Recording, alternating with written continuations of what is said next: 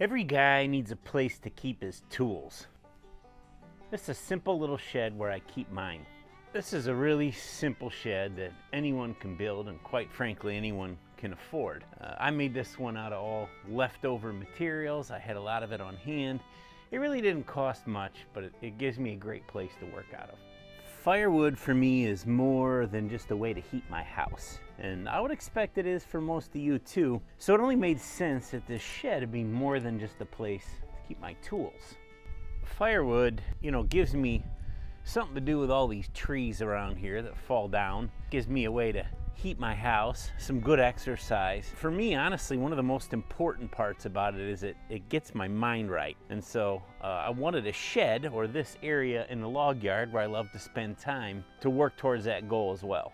I put this wood stove in one of my videos on the other channel. And man, if you ever want to know if you're doing something wrong, or if there's a different way to do something, put it on YouTube. Everyone will let you know. Anyways, I knew going into this that this was kind of a hokey setup here. I knew that this is not long enough, this is not tall enough, that's too loose. Anyways, I got some parts to rectify the situation.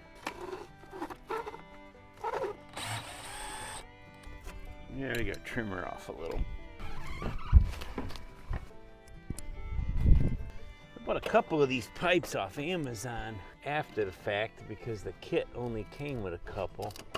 They're way nicer than the other ones. We're getting closer. You should make a tool. The battery on it spins screws. Okay, that ain't going nowhere.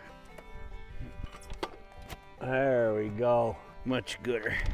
All right, well, now that we got the flue rectified, build a fire in here, warm it up. So I learned from using this in the other video, some of you probably saw that video, maybe not. This stove, when you open the door, a lot of smoke comes poofing out and fills the place up, but only when you're first lighting it. So if you get her lit like this, stuff the thing full of wood, and don't open the door till it's hot. Then you get the draft going right. I imagine that horizontal pipe going out the wall over there was actually running downhill. So I think the top of the elbow, there was a little bit of draft. It worked fine, but a little smoke. See all that smoke pouring out here? So clearly we are not up to temp yet.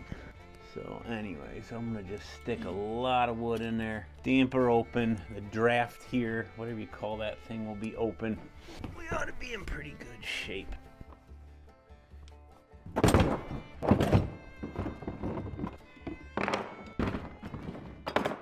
I wanted a place to put all my equipment because I wind up doing this every time, and this is not even all of it. Every time I want to go cut or split, I load everything in the side-by-side from here in a shop, which is nice, it keeps it warm. I run down to the wood shed and I work, and I usually do firewood in these 3 or 4 day spurts where I go down and cut and cut and cut. So this machine a lot of times has a trailer behind it that I'm splitting into. I've got all this stuff in here, and when the rest of my family wants to use the side-by-side, it's more or less unavailable.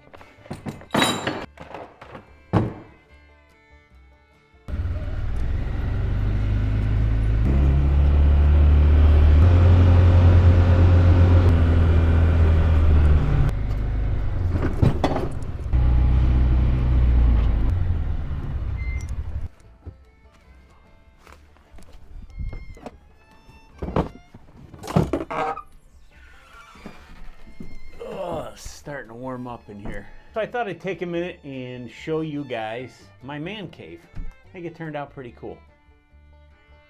I hate mixing bags of concrete. I wind up doing it a lot, but it is not my favorite thing to do. So when I did this little shed, man cave, cabin, whatever you want to call it, we drilled the piers and I put some plastic pucks in the bottom. I see them done out of concrete a lot. For a pole barn, I've actually got some. We were going to try in Kentucky, wound up not using them. But they allow me to put this thing in. There's no dry time. There's no pouring anything. I could take one of Tully's telehandlers and pick this entire thing up out of the ground. They'd pull right out of the dirt. But it gives it a firm foundation. I think this is a great option, especially if you're having a hard time, like you don't have water on site or it's far away from where you do. you know, and you're hauling all the sackcrete and stuff like that. I think this was a great option, and well, it hasn't sunk yet, so we're doing pretty good. We figure they make pole barns that way, where they don't have any concrete in the foundation, and what they wind up doing is sinking the posts all the way to the bottom of the hole. I did that here with the corner post, and my main reason was to give it some stability, I guess. I didn't want it to have a hinge. If you've got a concrete pier and a post sitting on it, then a floor, then a wall, it's all these kind of moving parts. But from the puck in the bottom of the hole to these roof rafters, I have a solid 6x6 on each corner all the way around. Makes for a really rigid building.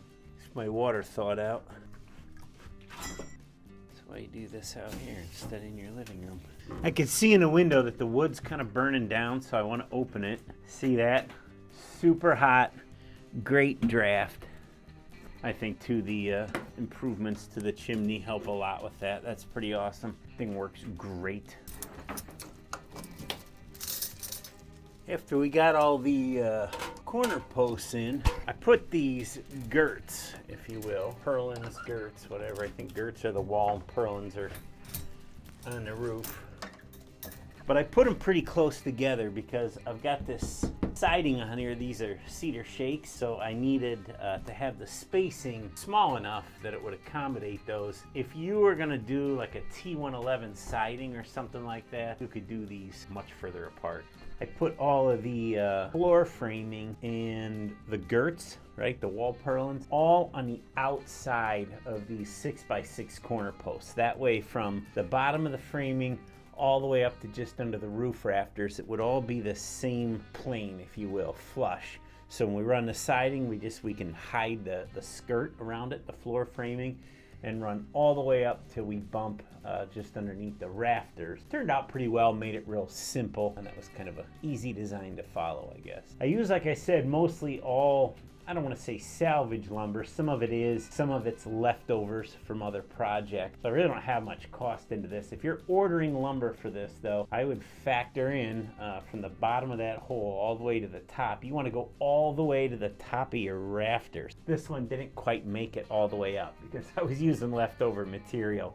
But worked out pretty good on 3 of them do go all the way up. They hold the rafters in position. This, like I said, is a really solid little shed.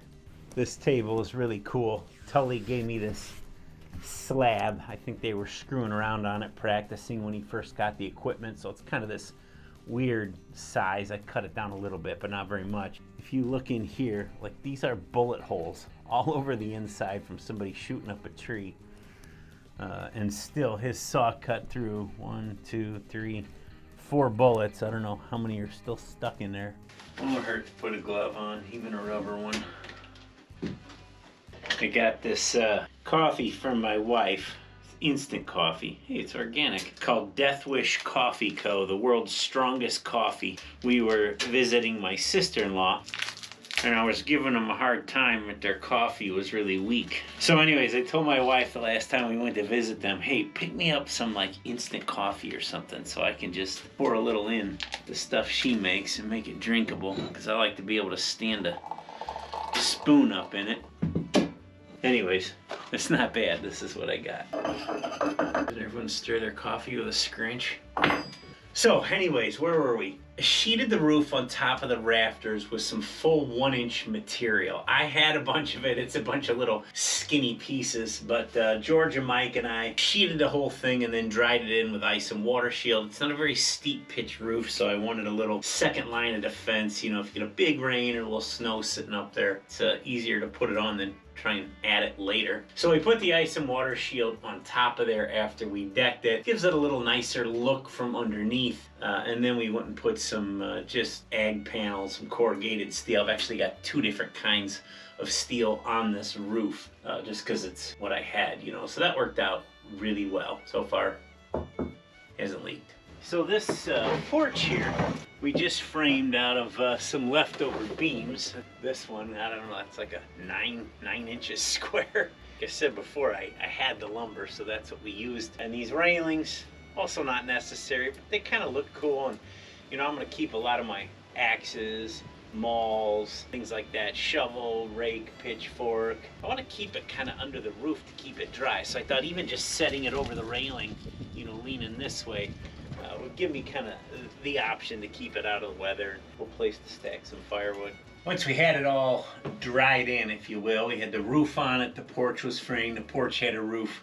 We had the siding on the back and the sides there. Anyways, we had the 3 sides done. I wanted to put these windows in and the door. So I had the door left over off of, you know, one of the renovations we did on one of my rentals. So I went ahead and made a quick frame for it, some hinges on the outside. It's nothing real fancy. And I just made this as one whole unit in my shop. Put it in the opening and just screwed it all to the trim. Then we went ahead and finished the shakes. The thing I like about it, the windows and door are just in the front. So as far as flashing all this, it's a little bit tricky with the way this is built. It's all under the porch and will never get wet. And also, these are just pine window sashes from Menards. Probably not the longest lasting thing, but we've got cedar where it's exposed and metal, and these are all under the roof. They'll stay dry and last a long time. I really like these single sloped roofs. What it does is it directs all the water to the back. If you didn't have a front porch and you didn't want to put a gutter, or if draining the water onto your equipment was a problem, you can send it all to the back like that. It's much easier to build. What we did in Kentucky, I've got a single slope roof on a cabin,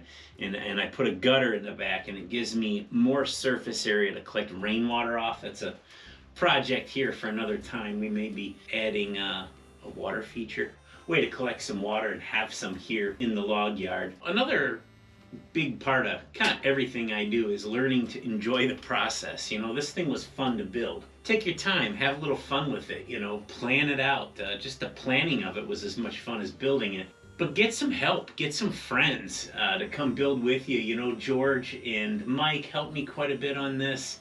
We kind of worked together. Those guys, if they had some time after work, would run over here and work on it a little bit on their own, or a day where not much was going on. And we just kind of had some fun. And, you know, it's not like we're going to have a party in here and all of us come hang out. But when you're splitting some wood and you need some help, people are more inclined to come help. I have a feeling, while I may not be hanging out with all these guys in here that helped me build it, they're probably going to hit me up for some firewood. So I know you're probably like, what the heck do you need all this stuff for in your log yard?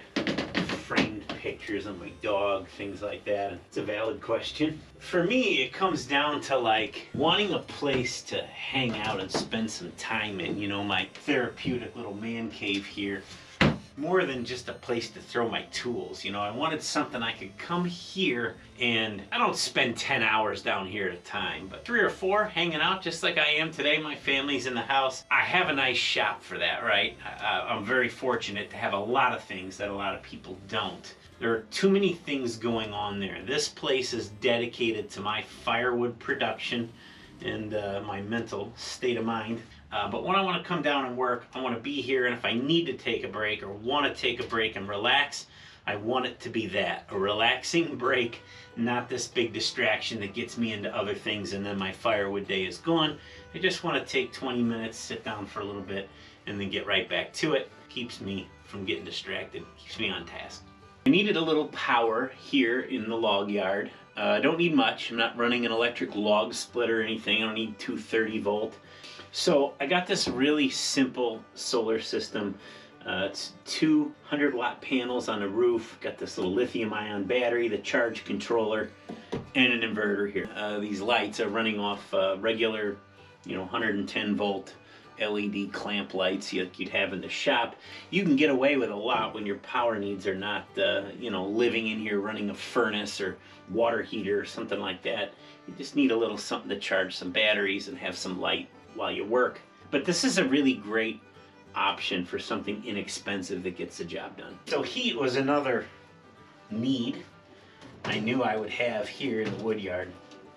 Obviously a wood stove makes sense for your wood yard, and this is the one I picked out. It's just an inexpensive tent stove off Amazon. I had to buy some extra pipes and this thimble and things like that, but boy, you could get this done for definitely $200, maybe less. Almost 70 in here right now. It is in the teens, high teens outside. It's cold enough today. It's about as bad as it ever gets. When it's sub-zero, I'm just not going to be out here. Maybe someday I'll want to keep the oil warm, or the chainsaws. I've actually got some lamp oil in here for this little lamp, and it's all frozen right now. My water was frozen down here. So it wouldn't have been that hard to insulate it, and I think I would probably use the wood stove for supplemental heat and put like one of those little diesel heaters in here that runs off low voltage, because it would run off my solar, just barely trickle a little heat in here to keep it above freezing. I think most of you can probably relate to how and why, you know, we have this shed down here. We are, I'm gonna say, 200 feet from my shop and house.